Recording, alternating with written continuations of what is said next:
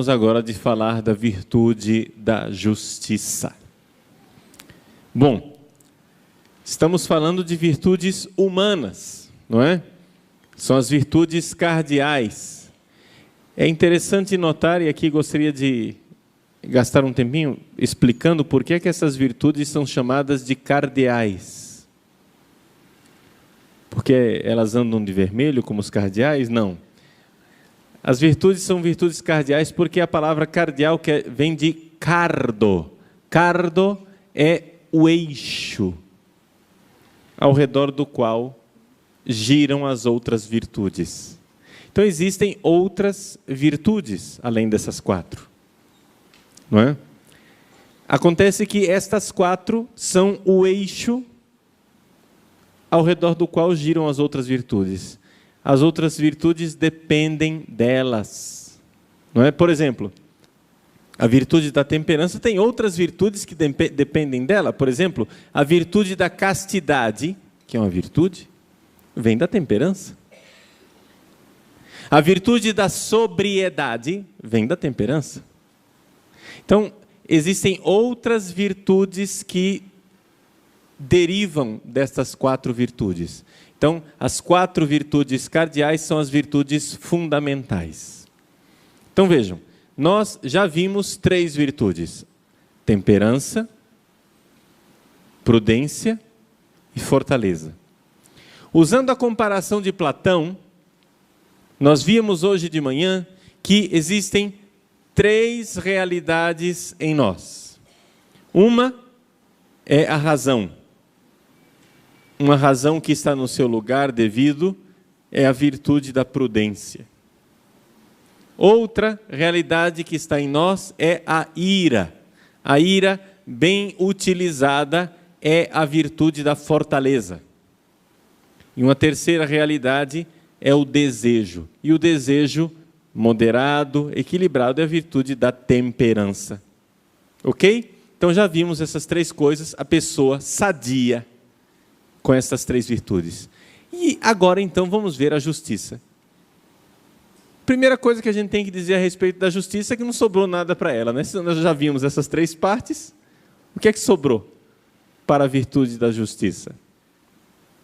É que a virtude da justiça não é uma virtude que diz respeito ao indivíduo somente, mas diz respeito ao relacionamento do indivíduo com as outras pessoas, com a sociedade.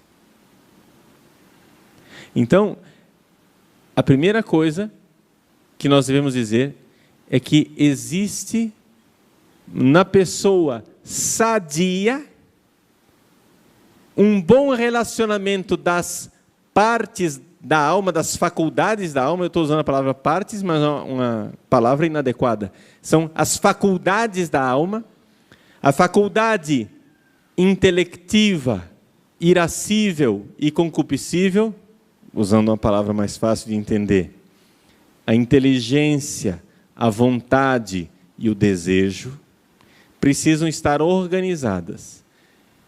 Esta organização, quem manda? A prudência, a fortaleza, a temperança. Mas existe a organização também do nosso relacionamento com as outras pessoas. Nós não somos uma ilha, nós precisamos organizar nosso relacionamento com os outros. E aqui então a virtude da justiça. Bom, mas ninguém acha que a justiça é uma virtude. Esse é o problema. Ou seja, você entende o que é a justiça. A justiça para nós é uma reivindicação, não é isso?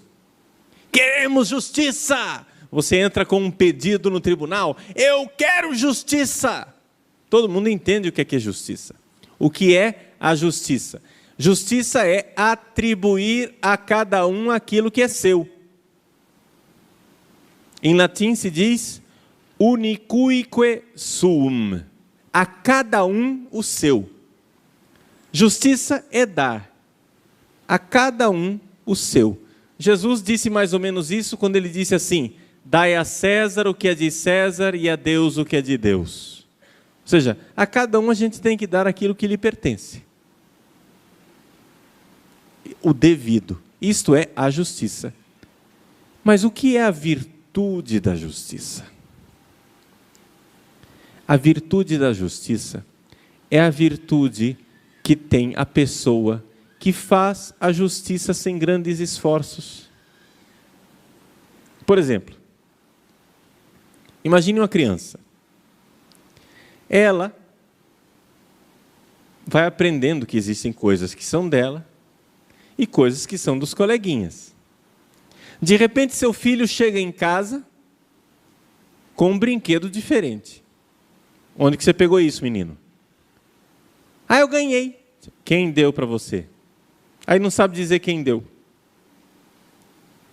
Ah, foi o tio. Não, não foi seu tio. Falei com ele, não foi ele quem deu isso para você. Quem deu isso para você? Ela surrupiou, afanou, roubou, né? Mão leve, levou da casa do amiguinho. Muito bem. Você vai agora entregar. Você vai lá devolver e pedir desculpas. Você vai e ensina para a criança a praticar a justiça. Entendeu o que é justiça? A criança fez, porque você estava lá no cabresto, né? Ela fez um ato de justiça, mas ela ainda não é uma pessoa justa, ela não tem a virtude da justiça. A virtude da justiça é quando ela fez a justiça uma vez, 2 vezes, 3 vezes, 4 vezes, 10.000 vezes, e aí ela finalmente aprendeu. Aí você imagina ela já crescida, adolescente. Ela vai à padaria, compra um doce, e a menina do caixa dá um troco errado e dá dinheiro a mais. Quando ela está na calçada, que ela vai ver o dinheiro e vê que tem dinheiro a mais, ela volta e diz: moça, a senhora me deu dinheiro a mais. Isso não me pertence. Isso é seu. Essa é uma criança justa. Ela tem a virtude, para ela não custou nada isso. Para ela, custaria ficar com aquele dinheiro que não lhe pertence. Ela não ficaria tranquila se ela ficasse com aquele dinheiro. Eis aí uma pessoa que tem a virtude da justiça. A virtude da justiça é quando a pessoa habitualmente faz a justiça. É connatural. É interessante nós notarmos isto com relação às virtudes. Isso vale com relação à justiça e vale com relação a todas as outras virtudes que nós estamos falando aqui. É importante a gente notar isto. Em que consiste uma virtude? Vejam o que é que eu coloquei para vocês. Um ato de justiça não é a virtude da justiça. 2 atos de justiça não é a virtude da justiça. Mas dezenas de atos de justiça fazem com que a pessoa fique virtuosa, porque a virtude se torna uma como que segunda natureza. Deixa eu explicar. É a questão do hábito. Quem é que dirige aqui? Quem tem habilitação para dirigir? Levanta a mão. Quem tem habilitação para dirigir? Muito bem. Vocês sabem exatamente do que eu estou falando. Você está dirigindo. De repente, uma bola cruza a rua. Você imagina, vem uma criança atrás. Você diminui a velocidade do carro. Quando vem a criança, você freia e para o carro. E isso você faz sem grande esforço. Agora imagine que a criança vai cruzando a rua e você, que não está habituado a dirigir, tivesse que pensar: a criança vem, eu vou ter que parar. Para parar, eu preciso pôr o pé direito no freio, enquanto o esquerdo vai para a embreagem. Eu ponho primeiro a embreagem ou primeiro o freio? Ah, é assim. Enquanto isso, a criança já virou patê debaixo dos pneus do seu carro. É ou não é verdade? Se você tiver que pensar tudo isso, você atropelou a criança faz hora. Dirigir é um hábito, é uma segunda natureza. Assim como você caminha, não é? Eu caminho aqui, olha, estou caminhando, eu sei parar, parei. Isso é natural. No carro, a mesma coisa. Quando você está no carro, você quer parar? Para você, parar já é sinônimo de fazer esse gesto com o pé. Parou. É automático, você não pensa. É uma segunda natureza. É um hábito. Então, o hábito, ele é assim. Você faz, até que finalmente aquilo não te custa absolutamente nenhum esforço. Quem toca, né? Você toca o teclado. Quem toca o teclado não fica pensando, agora eu vou dar um acorde de Dó maior. Dó maior, deixa eu pensar, é Dó, Mi, Sol. Que dedo que eu uso mesmo? É esses daqui. Não. Não é. Se você toca, você não fica pensando. Você faz. Alguém dá um gesto para você de Dó maior, você já engata no Dó maior. Nem está pensando no que você está fazendo. É uma segunda natureza. Não é? Então, a pessoa está habituada. Quem toca um violão, quem toca teclado, quem toca piano, toca. Está habituado de tanto repetir aquilo. Aquilo custou esforço, sim, porque quantas horas de treino, quantas horas de estudo para você chegar a isso aí? Você nasceu tocando teclado? Não. Não, né? Teve que estudar, né? Teve que praticar. Teve que treinar. Muito bem, é assim mesmo. É isso mesmo. Nós treinamos e, de repente, a gente consegue fazer as coisas sem grande esforço. Por isso é um hábito. Um hábito bom, a gente chama de virtude. Um hábito mau, a gente chama de vício.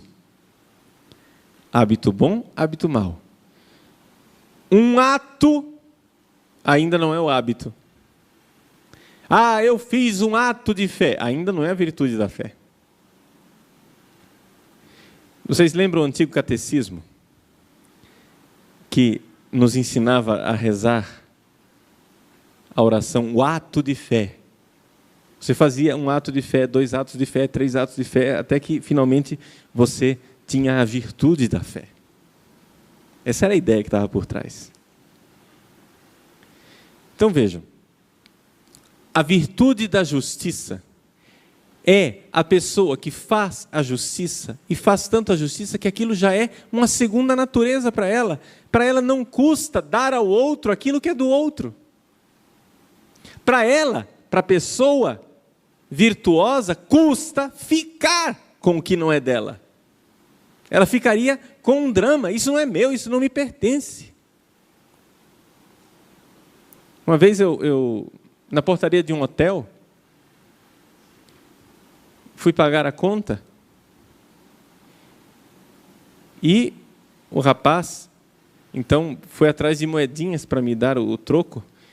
Eu disse, não, mania de brasileiro, né? Não precisa de moeda não, fica aí. O rapaz olhou para mim e disse, não, é um valor. A moeda é um valor. É uma moedinha, mas é um valor e não me pertence. Ele não disse não me pertence, mas ele ficou admirado. Eu disse, não, fica aí com a moeda, não tem? Não, é um valor. Veja a pessoa justa. Para ele não custou dizer aquilo, é a reação dele. Então, deu para entender, uma coisa é a justiça, outra coisa é a virtude da justiça. Agora, uma coisa com relação à virtude e ao vício, que é importante a gente ter presente. Os dois são hábitos. Hábito bom chama? Hábito mau chama? Vício. Mas o efeito não é o mesmo. Se eu tenho a virtude da justiça, se eu tenho a virtude da temperança, se eu tenho a virtude da prudência, se eu tenho a virtude da fortaleza, já ia esquecendo uma das virtudes, deu branco agora. Se eu tenho a virtude da fortaleza, eu facilmente posso sair da virtude e fazer um pecado, porque a virtude não escraviza. Eu sou sempre livre para pecar. Se eu tenho a virtude da castidade, se a castidade para mim já é uma virtude, eu vivo castamente, já é um hábito, eu não estou na batalha, eu já estou na virtude da castidade, eu estou habituado a ter palavras castas, pensamentos castos, atitudes castas, e já estou habituado a isso. A qualquer momento eu posso pecar contra a castidade. Basta eu querer. Eu sou livre para pecar. Completamente livre para pecar. Já com relação ao vício não é assim. Se eu estou viciado no pecado, não basta dizer, eu não faço mais. O vício escraviza. É uma das coisas que as pessoas não entendem. Não é? Por exemplo, os alcoólatras, os dependentes de droga, etc. Eles acham, não, na hora que eu quiser eu paro. Experimenta. Experimenta parar para você ver. Não é fácil, não. O cachimbo entorta a boca. Né? Um vício. O cachimbo entorta a boca. A gente fica viciado nas coisas. Por exemplo, um vício de postura. Né? Quando a gente não sabe se sentar direito, não sabe se pôr de forma correta, a gente fica viciado. Tem um seminarista lá que toda hora diz, meu filho, senta direito. Meu filho, senta direito. Porque ele se contorce na cadeira de um jeito que eu não sei nem descrever. Parece uma cobra na cadeira. Né? Não é só que ele fica relaxado, sentado, não. Isso aí todo mundo faz num momento de tranquilidade. Relaxa na cadeira. Mas ele se contorce na cadeira, não sei como é que a coluna dele aguenta aquilo. Ele vai sofrer da coluna. Mas está viciado. E não é fácil sair de um vício. Mas é fácil sair da virtude. Cochilou, o cachimbo cai. Para sair da virtude é facinho. Então, vejam só. A primeira coisa aqui, nós entendemos o que é a justiça. Justiça é atribuir a cada um aquilo que é o seu. E o que é a virtude da justiça? A virtude da justiça é uma característica da pessoa que habitualmente já atribui ao outro aquilo que lhe é devido. Não pensa duas vezes em dar aquilo que não é dele para o outro. Não, atribui com tranquilidade. Essa é a virtude da justiça. Pois bem, e quais são os aspectos da virtude da justiça? Primeira coisa, gente. Nós vivemos numa cultura que, por causa da influência marxista, nós achamos que não tem esse negócio de propriedade privada. Isso, desde a Revolução Francesa, desde antes da Revolução Francesa, Jean-Jacques Rousseau já era contra a propriedade privada. Ele dizia, é um absurdo, não é? Um dos maiores absurdos da história da humanidade é quando alguém ergueu uma cerca para delimitar a propriedade e os outros acreditaram que aquilo é dele e o resto não é. E ele acha que não tem propriedade privada. E a partir daí também a nossa sociedade vive isto. A gente acha que não tem essa coisa de propriedade privada. Como se houvesse, como se toda propriedade fosse uma usurpação, como se toda propriedade fosse um roubo.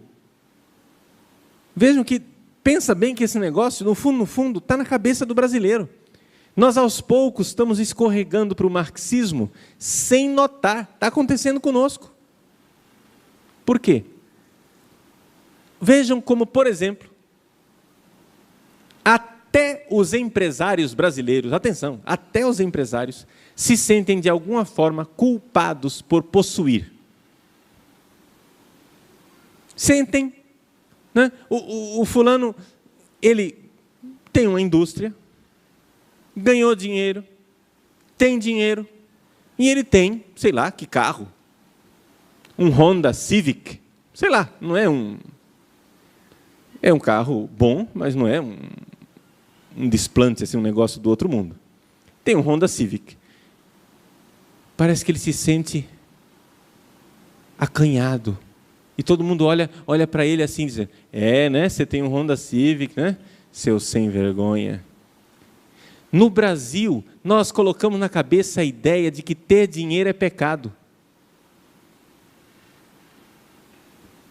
Gente, ter dinheiro não é pecado, não. Se alguém tem algum problema de ter dinheiro, por favor, dê o dinheiro para mim que eu resolvo o seu problema. Viu? Se você acha que ter dinheiro é pecado, eu vou aliviar você desse fardo. Vem cá, dá o seu dinheiro para mim. Eu aceito. Dinheiro não é pecado. Nós precisamos ser bons administradores do que Deus nos concede nessa vida. Ter algo que é meu não é pecado. É importante nós compreendermos que a posse não é uma usurpação. Se eu trabalhei, se eu herdei, se eu ganhei, não interessa. O importante é que eu não tenha roubado. Eu tenho $1 milhão. Muito bem, eu roubei? Não. Então, isso não é pecado. Não tem por que ter um complexo de culpa.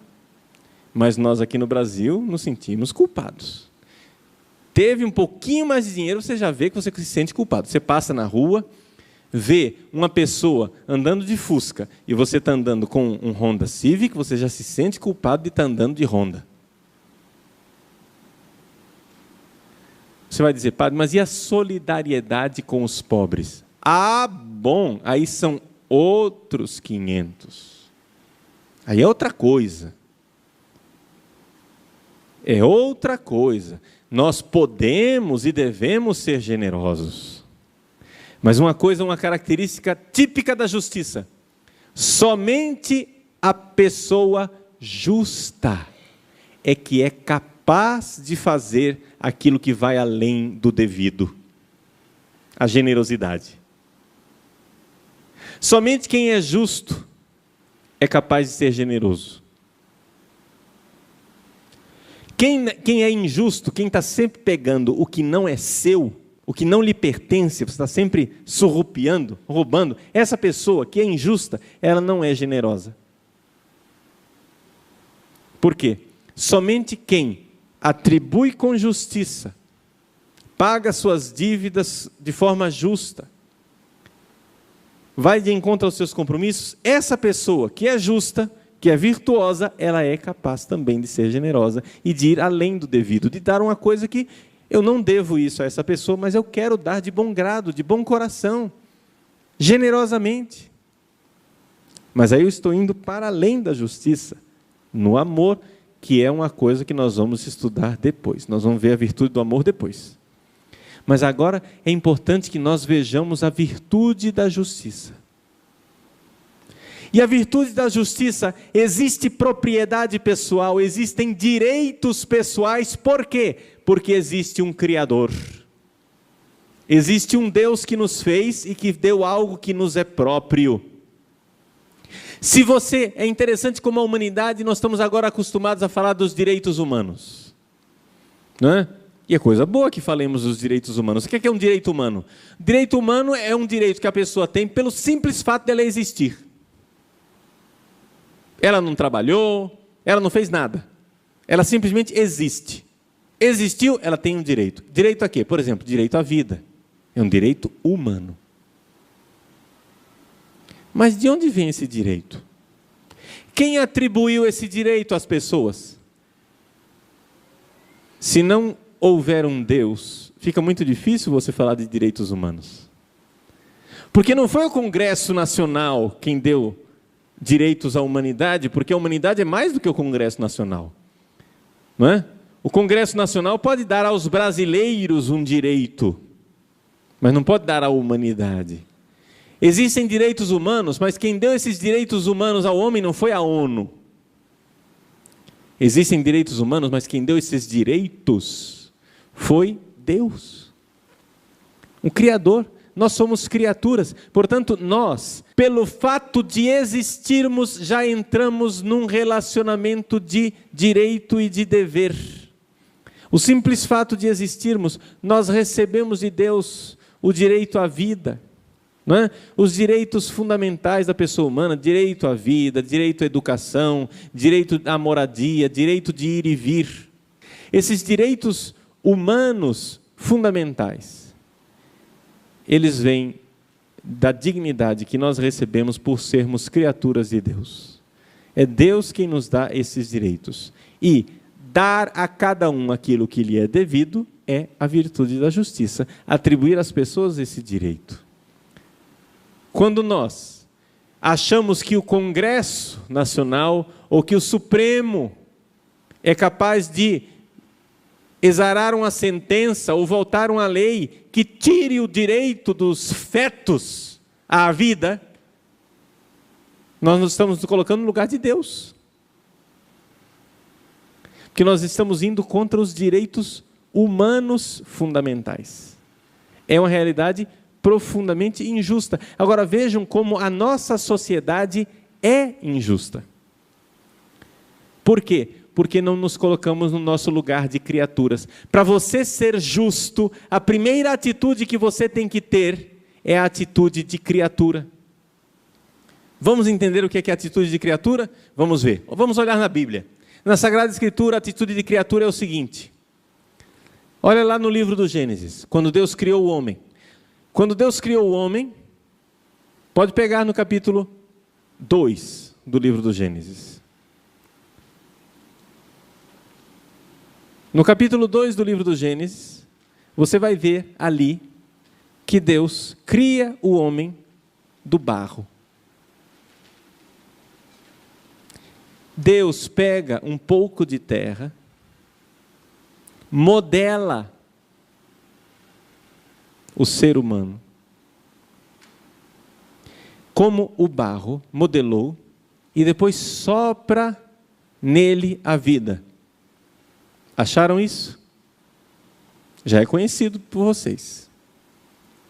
E aí a Sagrada Escritura diz assim: Deus fez o homem à sua imagem e semelhança. Quem é modelado? O homem. Quem é o que modela?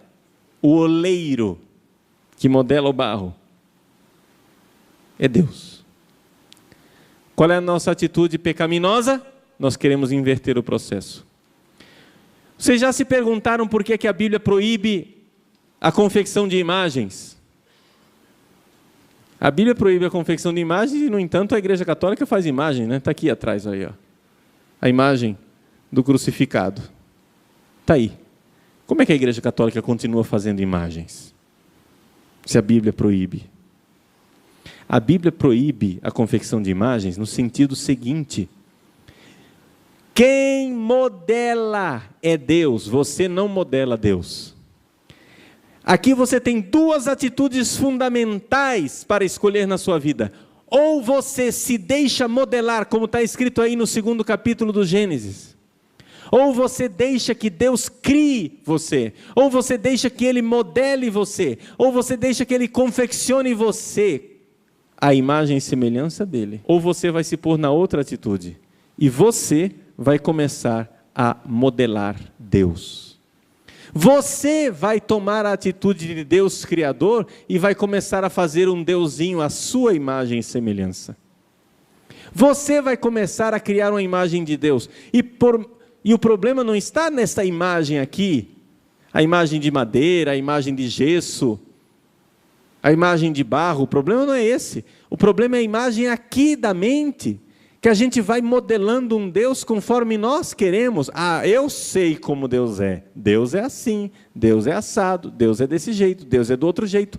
E eu vou dizendo como Deus é, eu vou criando o meu Deus, eu tomo o lugar de Deus. A atitude doentia da humanidade sempre foi essa. A gente, ao invés de nós deixarmos que Deus nos modele, nós queremos modelar Deus. E isto é extremamente injusto. A primeira atitude da pessoa justa é uma atitude diante de Deus que dá a Deus o que é de Deus. Jesus diz: dai a César o que é de César e a Deus o que é de Deus. A cada um o seu. E a Deus nós devemos dar o quê? A adoração, porque Ele é Deus verdadeiro e nós não somos deuses, nós somos criaturas. Nós devemos deixar que Ele nos modele, que Ele nos faça, que Ele nos confeccione. É Ele. Portanto, a atitude de rebeldia da humanidade contra Deus é uma atitude basicamente de injustiça. Quando a Bíblia quer falar de um homem santo, de uma mulher santa, diz: ele era um justo, ela era justa, não é isso? Onde está a atitude básica de justiça? A atitude básica de justiça, em primeiro lugar, é o nosso relacionamento com Deus. Então, antes de nós falarmos de justiça com os outros seres humanos, com os nossos companheiros de viagem, antes de nós falarmos de atitude de justiça para com os nossos irmãos e irmãs, os próximos, nós temos que falar da atitude de justiça diante de Deus. E um homem e uma mulher que se revoltam diante de Deus, não querendo que Deus seja Deus, é injusto. Lutero, o primeiro protestante, Lutero disse uma vez uma frase que eu acho que por causa dessa frase ele tem uma chance de estar no purgatório e ser salvo um dia. Acho que por causa dessa frase ele não foi para o inferno. É brincadeira, mas para dizer, a frase realmente vale a pena, muito boa. Não é porque veio da boca de Lutero que não é verdadeira. Lutero diz assim: o homem não pode querer que Deus seja Deus. Mas ao contrário, ele quer ser Deus. Isto é muito, muito realista, muito verdadeiro. Acho que quando Lutero disse isso, ele estava tomado pela virtude da prudência, ele estava enxergando o mundo real. É verdade. Dentro de nós existe uma atitude de não querer que Deus seja Deus. Porque o negócio é o seguinte, nós queremos ser Deus. E com essa história de Deus não tem assim, eu também quero ser Deus. Não tem esse negócio de eu também. Não existe eu também. Só Deus pode ser Deus. E se Deus é Deus, isso significa, consequentemente, que nós não somos Deus. É fatal. Ora, dizer que nós não somos Deus significa dizer que Ele é Deus para nós. E nós precisamos nos deixar modelar. Acha isso pouco? Isso é dramático. Dramático porque nós não queremos, nós somos rebeldes. Como diz a Sagrada Escritura, nós somos um povo de dura cerviz. Nós somos vasos rebeldes que se revoltam contra o oleiro. E a gente quer aconselhar Deus. Nós queremos aconselhar Deus, nós queremos dizer, Deus, é assim que deve ser. Quantas pessoas pronunciam o absurdo de dizer assim, se eu fosse Deus, eu faria assim, assim, assim. Já parou para pensar no absurdo dessa frase? Você já ouviu essa frase, né? Quem sabe você até já pronunciou. Mas essa frase é uma blasfêmia. Se eu fosse Deus, você de repente se institui como conselheiro de Deus. Você sabe mais do que ele. Do jeito que ele fez não foi muito bom. Agora você que sabe como é que é o negócio, está dizendo, ó, Deus, desculpa aí, tá? Você criou o mundo, mas vamos dar uma consertada aqui. Eu vou ajeitar o seu né? Vou dar uma chancha para você. Vou dar uma chance para Deus e vou consertar. É a nossa atitude de rebeldia. O homem não pode querer que Deus seja Deus porque o homem quer ser Deus. Esta é a atitude fundamental de injustiça na qual nós nos encontramos. Uma das coisas principais que nós precisamos compreender na nossa vida é o que significa ter um Deus. Vocês sabem que eu sou professor no seminário, e no seminário eu dou aula de teodiceia. Teodiceia é uma matéria na filosofia que estuda a existência de Deus, filosoficamente. Ou seja, a partir da razão humana, não a partir da Bíblia, não a partir do catecismo, não. Só a partir da razão humana, não é? A partir da reflexão racional. Bom, eu dou aula de teodiceia. E eu digo no início do curso para os meus alunos e alunas, gente, este curso aqui não vai provar para vocês que Deus existe e também não vai provar que Deus não existe, porque não é possível provar. Prova, dá para provar que esse celular existe, olha aqui, ó. Veja, pronto. Porque o celular eu posso levar para um laboratório, eu posso pôr na balança, pesar, medir, isso daí dá para provar. É empírico. Mas Deus, pelo próprio fato de ser Deus, não dá para provar. E nem dá para provar o contrário, não dá para provar que ele não existe. Se alguém disser, eu descobri a prova de que Deus não existe, pode saber, é bobagem, nem dê ouvido. Se alguém disser assim, eu tenho a prova de que Deus existe, também é bobagem, não dê ouvidos. Mas padre, não tem as provas da existência de Deus? Não, não são provas da existência de Deus, são argumentos racionais que indicam que é razoável que Deus exista. Tem até lógica que Deus exista. Faz sentido que Deus exista, mas prova no sentido científico, material, concreto, não existe.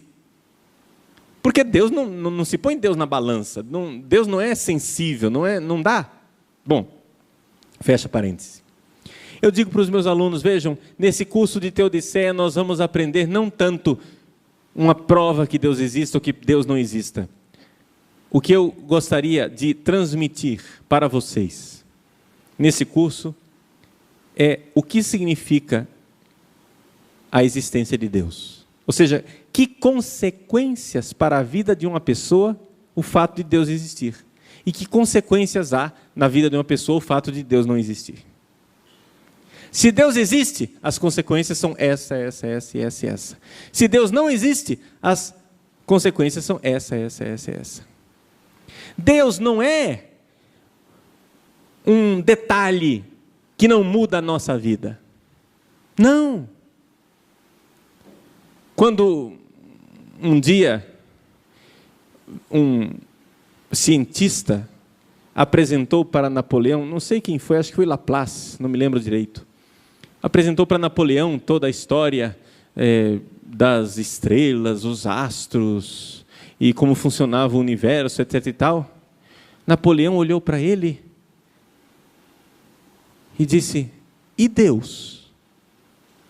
E o cientista, acho que foi Laplace, não me lembro direito, disse, je n'ai pas besoin de cette hypothèse. Eu não tenho necessidade desta hipótese. Como se Deus fosse uma hipótese.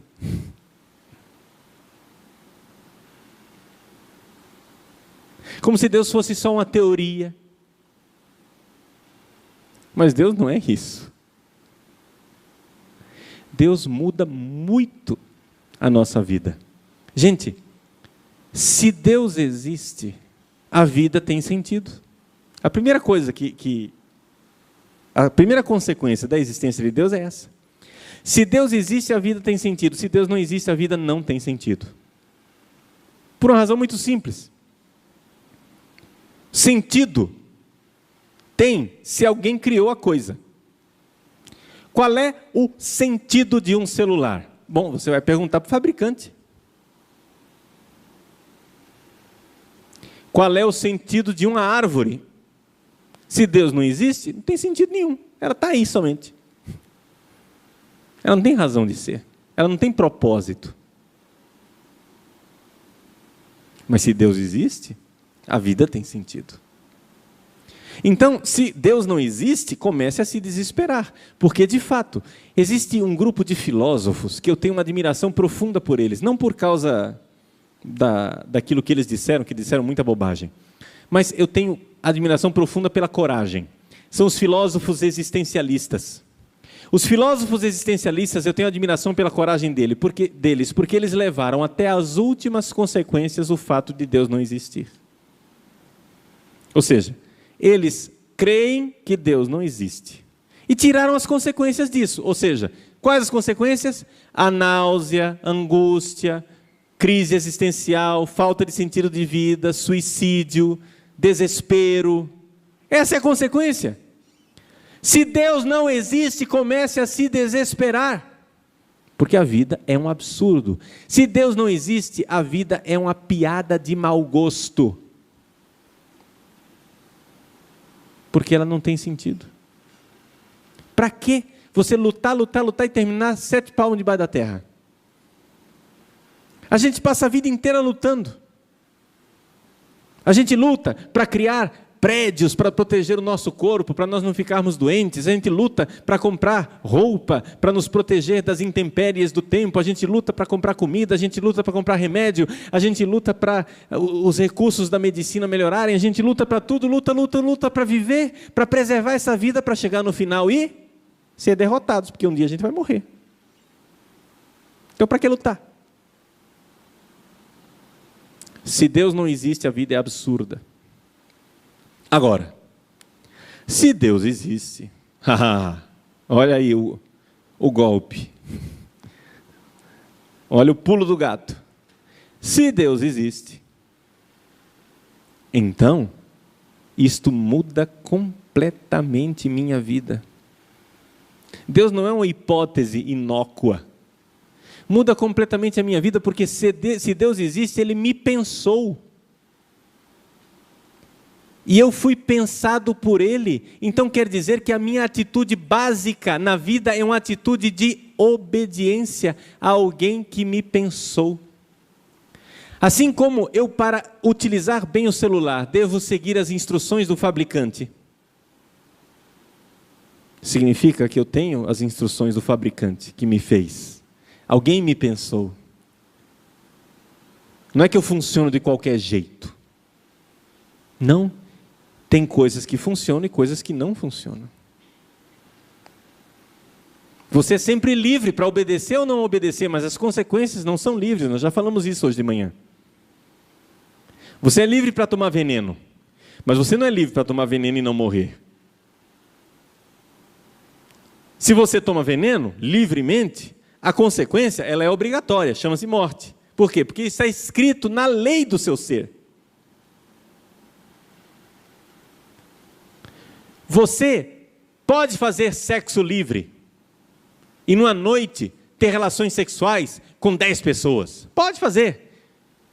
Mas você não é livre para na manhã seguinte sentir que sua vida está cheia de sentido, que você está feliz e que não existe um vazio existencial. Não. Se você fizer isso, no dia seguinte você está na fossa.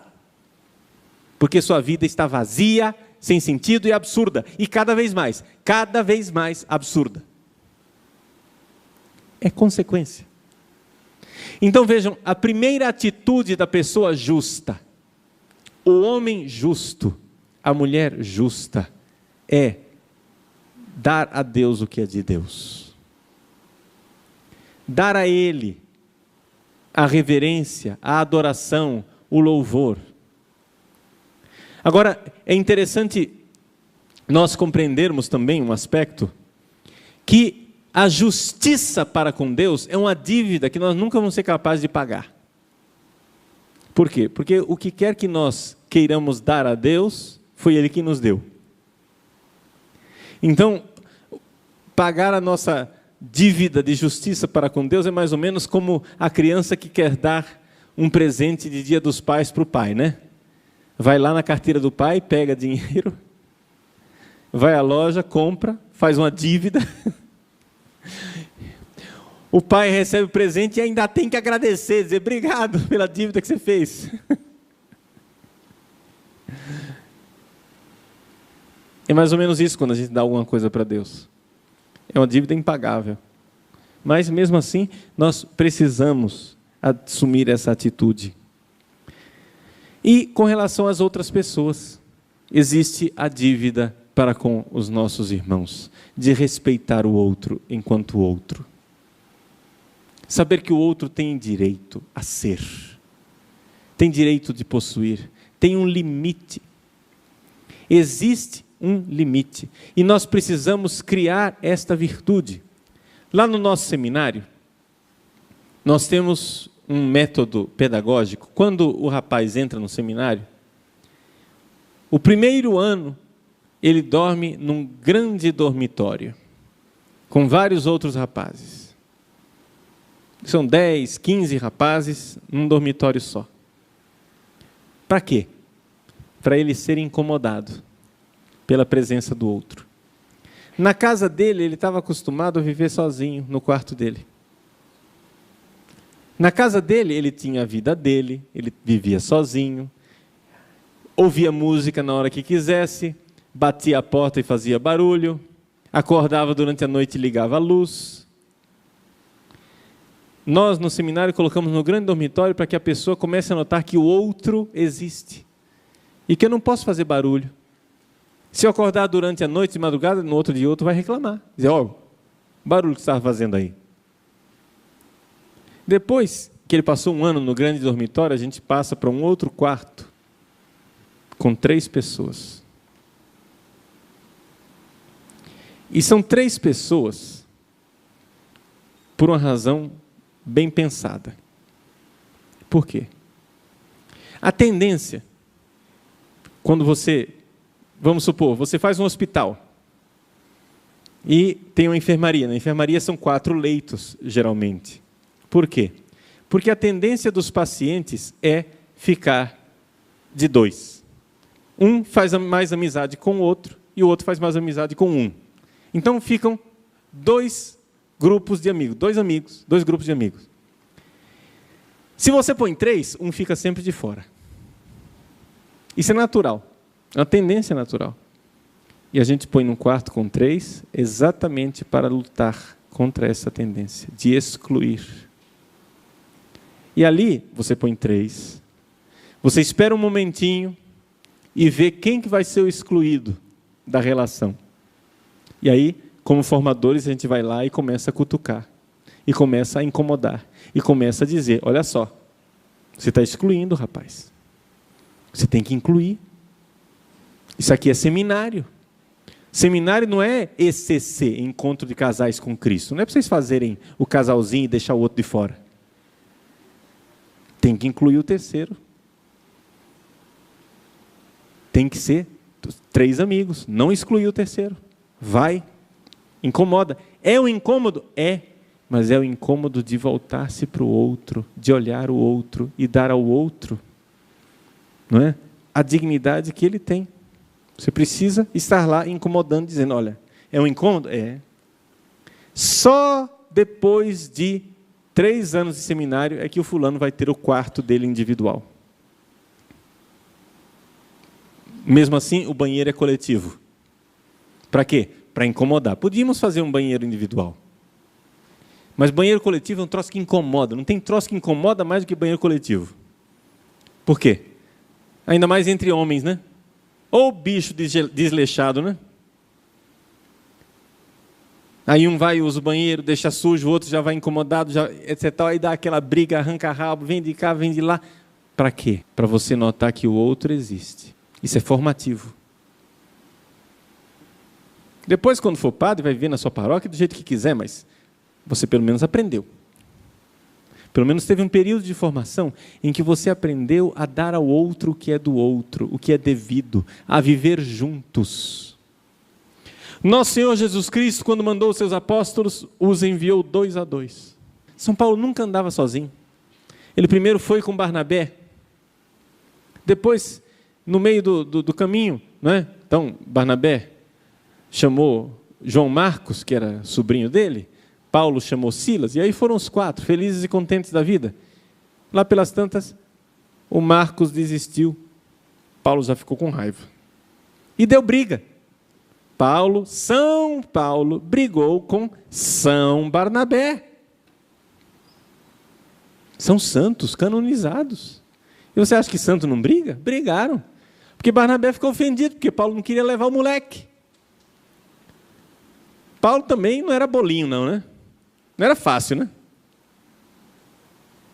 Paulo disse, não, esse moleque roeu a corda na outra viagem, não vou querer levar, não. Barnabé disse, não, mas é meu parente. Então vai embora com seu parente. E romperam e foram embora. Brigaram. Mas nessas brigas, nesses encontros e desencontros, a gente vai se formando. Porque que o outro incomode, a presença do outro incomode, isso é bom para nós. O meu irmão é o meu médico. É o meu médico.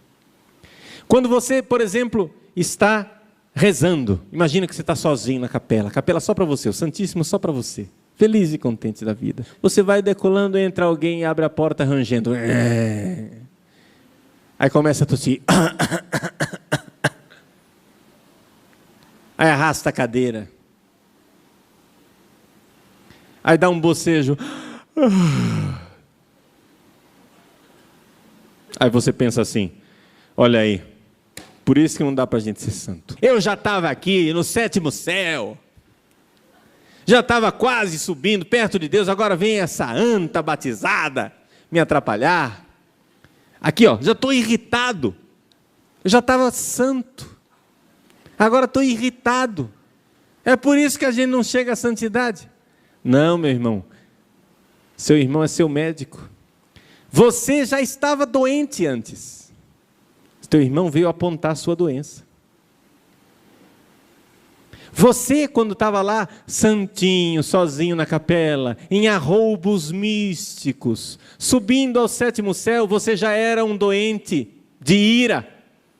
O irmão só veio pôr o dedo na sua ferida para mostrar que você estava doente. Porque quando a gente vive sozinho, a gente se acha muito santo. Mas é a presença do outro que faz com que a gente veja a nossa miséria. Como é que nós vamos aprender a humildade se nós não tivermos alguém diante do qual nos humilharmos? Como é que nós vamos aprender a partilhar se nós não tivermos alguém que incomoda a nossa solidão? Como é que nós vamos aprender a dar ao outro o que é do outro, se o outro não estiver aí? E é por isso que São João nos diz, quem diz que ama a Deus que não vê, e ama e não ama o irmão a quem vê, é um mentiroso. Porque esta justiça para com Deus e a justiça para com os irmãos estão intimamente ligadas. Dar ao outro o que é do outro é um incômodo. É um incômodo. Nós precisamos uns dos outros para nos santificarmos. Os santos padres, padres do deserto, chegavam a dizer que o demônio é o nosso médico. Não só o irmão, o demônio é o nosso médico. Porque quando o demônio vem nos tentar, ele põe o dedo na ferida e você acorda para a vida e vê que você não está santo. Então, por mais que o irmão esteja fazendo com você uma injustiça, saiba tirar algo de bom disso e compreender que o seu coração também é injusto como o dele, de alguma forma, e que você pode aprender a se adaptar, partilhar, se abrir, se humilhar e crescer interiormente. Quando Deus criou a mulher, no livro do Gênesis está escrito assim: não é bom que o homem esteja sozinho, vamos criar um auxílio que esteja ao seu lado. É isso que está escrito nas nossas traduções, mas não é o que está escrito no hebraico. No hebraico está escrito assim, ao pé da letra: não é bom que o homem esteja só, vamos criar um auxílio contra ele. Auxílio contra. E não tem maior verdade, gente. Alguém duvida que mulher é completamente diferente de homem? Alguém duvida aqui? Mulher não entende a cabeça de homem de jeito nenhum, e homem não entende a cabeça de mulher de jeito nenhum. É ou não é verdade? E é esse embate que nos santifica. É este convívio. Por isso Deus colocou a mulher do lado do homem e o homem do lado da mulher como um auxílio contra. Por isso não reclame. Não reclame da diversidade.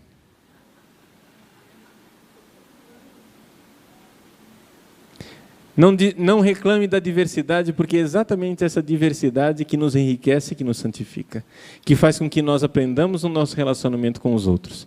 E, finalmente, virtuosamente, saibamos dar ao outro o que é do outro.